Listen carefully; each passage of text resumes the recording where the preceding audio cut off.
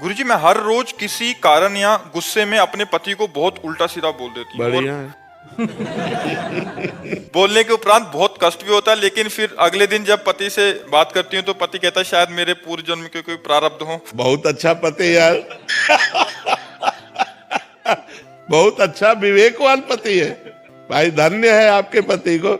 लेकिन हमें लगता है कि आपको थोड़ा कंट्रोल करना चाहिए।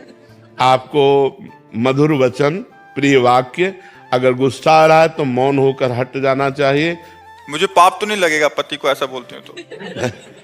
देखो, यहाँ हम पाप की बात तो नहीं कहते, लेकिन प्यार में ऐसा नहीं होना चाहिए।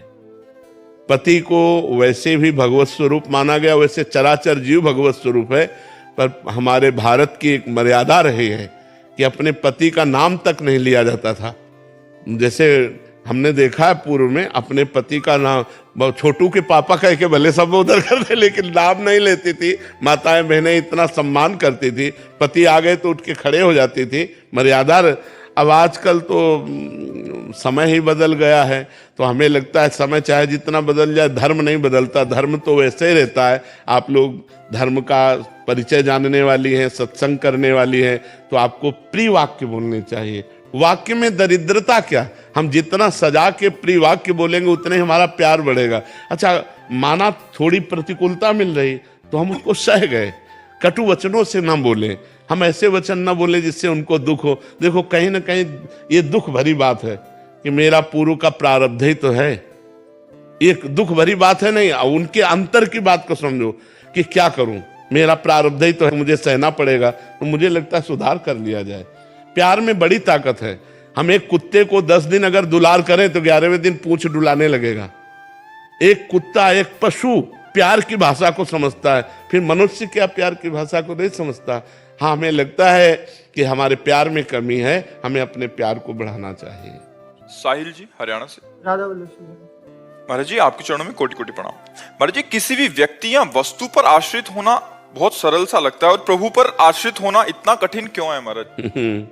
जबकि सरल है प्रभु का आश्रय, क्योंकि प्रभु सर्वत्र हैं। जहां आप हो वहां भी हैं, सब समय है। तो जिस समय आपको जरूरत है उस समय भी हैं, सबके हैं तो आपके भी हैं। और प्रभु के हम अंश हैं, और प्रभु सर्व सामर्थ्यशाली हैं। सब ऐश्वर्य भगवान से ही प्रकट हुआ है। हमें भगवान का आश्रय लेना सहज है। व्यक्ति हर समय हमारे पास थोड़ी है, वस्तु नाशवान है, व्यक्ति खुद असुरक्षित है। हम जिसका आश्रय लेते हैं वही हमें मार सकता है। तो हम वस्तु व्यक्ति का आश्रय सहज इसलिए लगता है, कुछ सामने दिखाई देता है और परमात्मा दिखाई नहीं देता। बस अंतर यह है, अगर वस्तु व्यक्ति का आश्रय लेने से किसी का मंगल हुआ होता आज तक तो मंगल हो जाता। आज तक किसी का मंगल नहीं हुआ। जब तक वो मंगल भवन अमंगलहारी भगवान का आश्रय नहीं लेगा, तब तक वो निर्भय नहीं हो सकता, तब तक वो निश्चिंत नहीं हो सकता, तब तक निशोक नहीं हो सकता। हमें सरलता लगती है वस्तु व्यक्ति स्थान का आश्रय लेने में, लेकिन सरलता है भगवान के आश्रय में। हे भगवान, मैं आपकी शरण। वो हमारी बात सुन रहे हैं, वो हमारे हृदय में ही बैठे हैं। पर अज्ञान के कारण हम व्यक्ति का भरोसा तो कर सकते हैं, पर भगवान का भरोसा नहीं कर सकते। कोई विपत्ति आवे तो हमें व्यक्ति याद आएगा, भगवान याद नहीं आएंगे। जब कोई व्यक्ति साथ नहीं देगा तब भगवान याद आएंगे। आदमी अपना प्रयास करके जब हार जाता है तब वो कहता है भगवान की शरण में। अगर पहले से ही भगवान की शरण में हो जाए तो उसे हारना ही ना पड़े, क्योंकि भगवान सर्व सामर्थ्यशाली है। तो हमें लगता है नाम जप किया जाए, भगवान की कथाएं सुनी जाए, भगवान का आश्रय तभी दृढ़ होगा जब हम नाम जप करें और भगवान की लीला कथा सुने, भगवान के भक्तों का संग करें। तो हमारा वस्तु व्यक्ति का आश्रय छूट जाए और भगवान का आश्रय हो जाए। भगवान का आश्रय हो गया मानो मंगल हो गया। भगवान का आश्रय स्थायी बीमा। कल सत्संग में चर्चा में कहा था, जैसे बीमा में नहीं होता कि आपकी गाड़ी नष्ट हो गई एक्सीडेंट से या किसी भी तरह, तो आपको गाड़ी का पैसा मिलेगा? नहीं मिलेगा। आपकी कोई वस्तु नष्ट हो गई, बीमा कराए हो, तो आपको पैसा मिलेगा ना। ऐसे ही अगर अपना जीवन का बीमा भगवान से करवा लिया कि हे भगवान मैं आपकी शरण में हूं, तो भगवत प्राप्ति होगी आपको। इस बात से भगवत प्राप्ति हो जाएगी कि आप भगवान की शरण में हो, समस्त दुखों का नाश हो जाएगा कि भगवान की शरण में हो। अच्छा, बीमा में तो है हर साल आपको पैसा जमा करना पड़ेगा, और अगर सही प्रमाण ना मिला तो पैसा नहीं मिलेगा। लेकिन इसमें भगवान का स्वभाव है, जन अवगुण प्रभु मान न काऊ, दीन बंधु अति मृदुल स्वभाव। यदि हम हे भगवान आपकी शरण में हैं तो आजीवन का बीमा हो गया, ठेका ले लिया भगवान ने। भगवान कहते हैं अनन्यस चिंतयन्तो माम ये जना परिपासते तेसाम नित्याभियुक्ता नाम योगक्षेमम भाम्यहम्। मैं उसका ठेका लेता हूँ योगक्षेम का, जो मेरा अनन्य चिंतन करता है। बस भगवान के सहारे होकर भगवान का नाम जप करो, तुम्हारा जीवन मंगलमय हो जाएगा। वस्तु, व्यक्ति, स्थान का सहारा ये हमें मृत्यु से नहीं बचा सकता, काल से नहीं बचा सकता। मुकेश कुमार सिंह जी, मुंबई से। महाराज जी, मैं ईश्वर की इच्छा के सामने पूर्ण समर्पण कर फल की कामना से मुक्त हो जाना चाहता हूँ। बार बार कहता हूँ कि हे ईश्वर, जो तुम्हारी मर्जी, लेकिन परिणाम यदि विपरीत आता है तो मन उदास सा हो जाता है। सोचने लगता हूँ कि काश ऐसा हो जाता या ऐसा हो जाता। क्या महाराज जी पूर्ण समर्पण में कमी है या क्या? कमी है, अभी पूर्ण समर्पण में कमी है। तनुवांग मनोभिरमलय सुहम तो वाश्रिता, शरीर, मन, वाणी और अहंकार से जब भगवान की शरण में हो जाया जाता है तो उनका हर विधान मंगलमय लगने लगता है। प्रतिकूल से प्रतिकूल परिस्थिति में भी आनंद का अनुभव होता है, हार में भी जीत का अनुभव होता है, दुख में भी सुख का अनुभव होता है। भगवान आनंद समुद्र हैं। जब उनके विधान में हमारा मन राजी हो गया तब शरणागति पूर्ण मानी जाएगी। जोई प्यारो करे सोई मोहि भावे। जो मेरे प्यारे करते हैं वही मुझे अच्छा लगता है। इसके लिए भजन करो, खूब नाम जप करो। जब अंतःकरण पवित्र होगा तो भगवान की शरणागति पूर्ण होगी। मलिन अंतःकरण भगवान की शरण नहीं लेता। मलिन अंतःकरण वस्तु, व्यक्ति का आश्रय लेता है, परिस्थिति का आश्रय लेता है, वो संशय कर बैठेगा। और अगर पूर्ण समर्पण है तो आगे बड़ी कृपा है, बड़ी कृपा है भगवान की। अगर भगवान मंगल भवन सर्वज्ञ हैं तो उन्होंने जो विधान किया वो मेरे लिए मंगल। इस अभी दिखाई दे रहा है मंगल, दिखाई दे रहा है प्रतिकूलता, लेकिन इसका परिणाम जरूर मंगलमय होगा, क्योंकि भगवान मंगल भवन है, भगवान सुख सिंधु है, भगवान आनंद समुद्र है। वो अपने बच्चे को, अपने शरणागत को दुख कैसे दे सकते हैं? ये दुख दिखाई दे रहा है लेकिन होगा इसका मंगल परिणाम।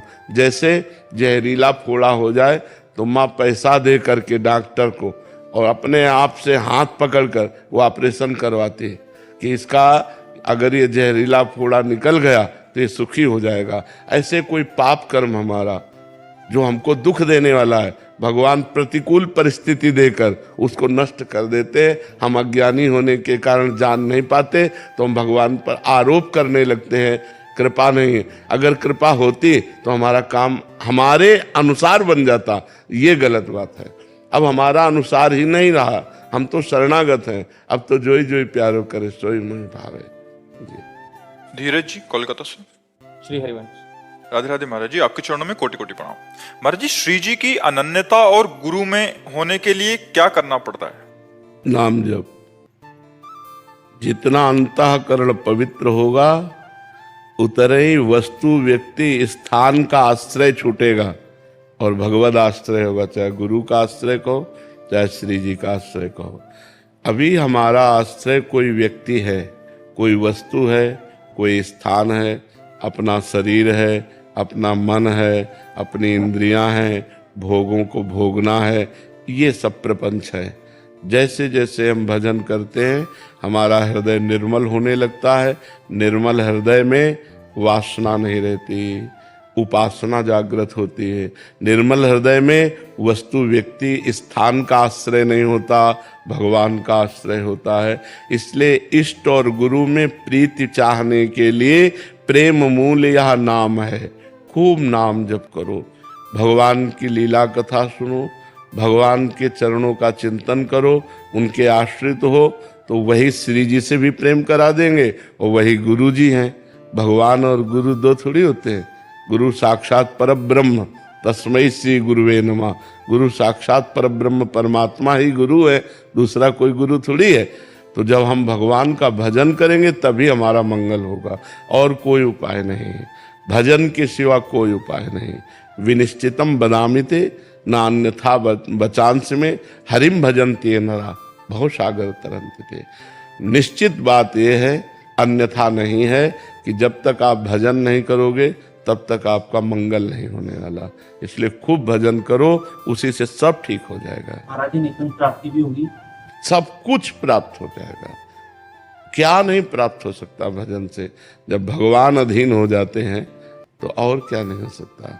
भक्ताधीन मनः पूज्यो, भगवान का एक नाम है भक्त के अधीन हो जाना। तो कैसे भक्त के अधीन हुए? जो निरंतर भगवान का भजन करता रहता है, भगवान उसके अधीन हो जाते हैं। प्रेमाधीन भगवान का नाम। तो खूब भजन करो। भजन के सिवा हमारे पास कोई उत्तर नहीं। बिना भजन के कुछ लाभ नहीं मिलने वाला। चाहे जितना प्रवचन सुन लो, चाहे जितना प्रवचन कर लो, लेकिन अगर भजन नहीं है जीवन में तो अधूरा जीवन है। और कुछ नहीं कर रहे, नाम जप कर रहे, पूरा जीवन है। पूर्ण आनंद आ जाएगा। एक दिन देख लेना, सारे दुख मिट जाएंगे। तो भजन सर्वोपरि बात है। आज भजन की कमी, उपदेश तो बहुत हो रहे हैं, उपदेश तो बहुत दे रहे हैं, उपदेश बहुत सुन रहे हैं, पर हृदय में आकांक्षा रुपया की है, मान सम्मान की है, भोगों की है, भगवान की थोड़ी है। और नाम जब करने लगो तो इन्हीं से वैराग्य हो जाएगा, भगवान की आकांक्षा जागृत हो जाएगी, बिना भजन के नहीं। भजन सर्वोपरि है। महामृत्युंजय मंत्र से क्या मोक्ष की प्राप्ति हो सकती है? जरूर, भगवान शिव मोक्ष दाता है, वो प्रसन्न हो जाए तो जरूर प्राप्ति हो सकती है। पर निरंतर जपा जाए, अपवित्र समय को छोड़ करके, तब। प्रातः काल में 1 घंटा प्रतिदिन में। हम इस बात पर दस्तखत नहीं कर सकते कि 1 घंटा जपने से मोक्ष की प्राप्ति हो जाएगी। 1 घंटा के बाद आप निकले और आपका चिंतन गलत हुआ और आप मर गए तो आप नरक जाएंगे।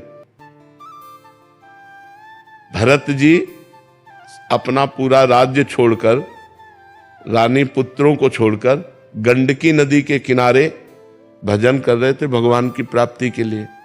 और हिरन के बच्चे में मन अटक गया तो अगला जन्म उनका हिरन का हुआ कि नहीं हुआ? तो मोक्ष कहां से प्राप्त हो जाएगा? जब तक निरंतर चिंतन भगवान का नहीं होगा तब तक मोक्ष की प्राप्ति नहीं होगी। जब हर समय भगवान का चिंतन बना रहे, पता नहीं हमारी कब मृत्यु हो जाएगी। हमारा कोई राइट टाइम तो हमें पता है नहीं, वो तो भगवान को तो पता है, हमें तो पता नहीं। तो हम अगर किसी व्यक्ति का चिंतन कर रहे हैं, वस्तु का चिंतन कर रहे हैं, हमारी मौत हो गई तो हम वो व्यक्ति वस्तु बनेंगे, ना कि मोक्ष की प्राप्ति होगी। तो हमें हर समय भजन करना पड़ेगा। इंस्पेक्टर नरेंद्र पाल सिंह जी।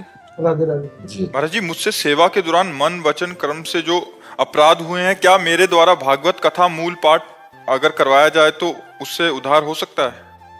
हाँ, अब जैसे बहुत से ऐसे पाप होते हैं जो जलाते रहते हैं। नौकरी की है, भगवान को मन वचन वाणी से हाँ, बहुत से अपराध हुए हैं। हाँ। तो मैं चाहता हूँ कि अगर गुरुदेव की आज्ञा हो तो आपने ही बताया था एक वीडियो में हाँ। कि संस्कृत का मूल पाठ कराने हाँ। से और उनका सभी को उसका फल देने से हाँ, बिल्कुल बिल्कुल। भगवान फल तो बहुत में बढ़ जाएगा।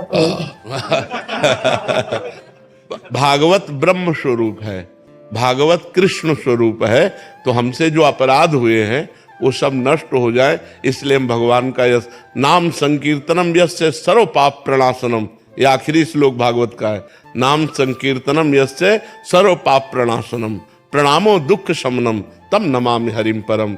जिनको एक बार प्रणाम करने से, जिनका नाम संकीर्तन करने से सारे पाप नष्ट हो जाते हैं। तो भगवान का गुण संकीर्तन, लीला संकीर्तन 18,000 श्लोक में है भागवत में। जरूर जरूर अनुष्ठान करवाओ और सबका मंगल की भावना करो, तो तुम्हारा अपने आप मंगल हो जाएगा।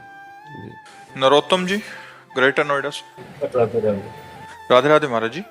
महाराज जी, पिता और पुत्र के बीच परस्पर सम्मान, आदर और मित्रवत व्यवहार स्थापित करने के लिए किस प्रकार के आचरण और प्रयास किए जाने चाहिए जिससे एक व्यक्ति उत्तम सामाजिक नागरिक बन सके? सबसे पहली बात, पिता में भगवत भावना करनी चाहिए। जब तक हम भगवत भाव से युक्त नहीं होते तो हमारी कोई भी भावना हमारा परम कल्याण करने में समर्थ नहीं है। जब हम अपने पिता को भगवान का आदर पद देते हैं कि मातृदेवो भव पितृदेवो भव। हमारे माता पिता हमारे लिए साक्षात भगवान हैं। माता पिता के चरणों का स्पर्श, माता पिता की आज्ञा का पालन हमारे हृदय में शुद्ध ज्ञान प्रकट करता है और भगवान को प्रसन्न करता है। पुंडरीक जी नाम के पुत्र थे जिन्होंने अपने माता पिता की आराधना की, तो विट्ठल भगवान आज भी ऐसे खड़े हैं, उन्हीं के द्वारा प्रकट किए हुए। विट्ठल भगवान स्वयं चल करके आए और कहा, पुंडरीक जी आप हमारे दर्शन करो। बोले कौन हो? बोले भगवान है। तो एक ईंट दे दी कि तब तक खड़े रहो जब तक हम अपने माता पिता की सेवा नहीं कर लेते। फिर लौट करके दर्शन किया तो ईंट पर खड़े होने के कारण इट्ठल, प्यार से उनको आज विट्ठल कहते हैं, महाराष्ट्र में विराजमान है। तो यदि हम माता पिता को भगवान की भावना से उनकी आज्ञा का पालन करते हुए, तो हमारे अंदर वो बुद्धि बढ़ेगी जो समाज प्रिय होगी, हमारे अंदर वो ज्ञान बढ़ेगा जो भगवत प्रिय होगा। सबसे पहले हमें भगवत भावना, क्योंकि भगवत भावना के बिना हम सेवा पूर्ण नहीं कर सकते। जैसे आप अपने माता पिता की सेवा कर रहे हैं और फिर कोई रिश्तेदार आया या मित्र आया और वो तुम्हारी निंदा करने लगे, तुम कर रहे हो सेवा और वो तुम्हारी निंदा करने लगे, अब तुम्हें क्या लगेगा?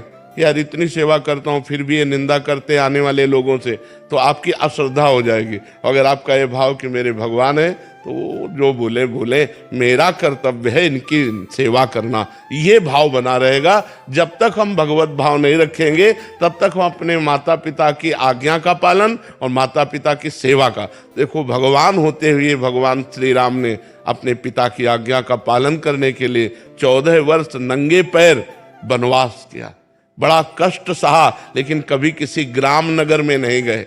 14 वर्ष विशेष उदासी, तापस वेश विशेष उदासी, 14 वर्ष राम वनवासी। भगवान ने अपने पिता की आज्ञा पालन, तो ऐसी आज्ञा का यदि हम पालन करें, हम उनकी आज्ञा पर विचार न करें, मात पिता प्रभु गुरु के वाणी बिनहि विचार करी शुभ जाने, तो हमारा परम मंगल होगा, हमारी बुद्धि में ऐसा विकास होगा जिससे समाज सेवा भी बनेगी, परोपकार भी बनेगा।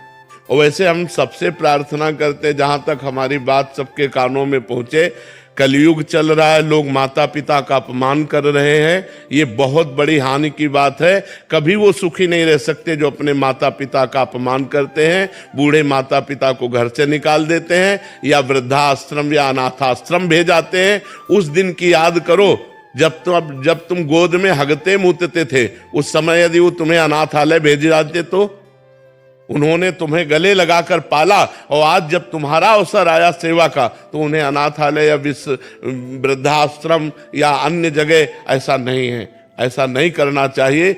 वृद्ध माता पिता को भोजन और सामग्री से ज्यादा प्रिय होता है अपने पुत्र का प्यार पाना।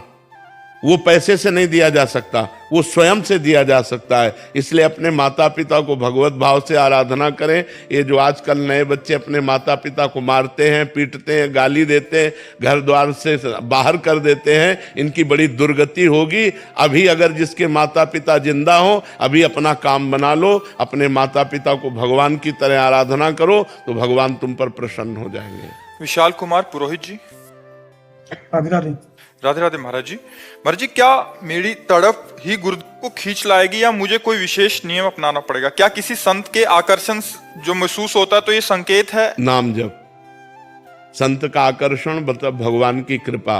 अब मोहि भा भरोस हनुमंता, बिनु हरि कृपा मिले नहीं संता। पर इसका लाभ तभी ले सकते हो जब नाम जप करोगे। खूब नाम जप करोगे तो संत भगवंत एक ही हैं, भक्ति भक्त भगवंत गुरु चतुर नाम बपु एक।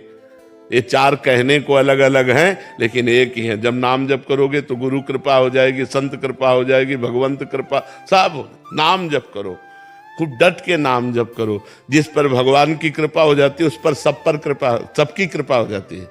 जामवंत कहा सुनु रघुराया, जा पर नाथ करहु तुम दाया।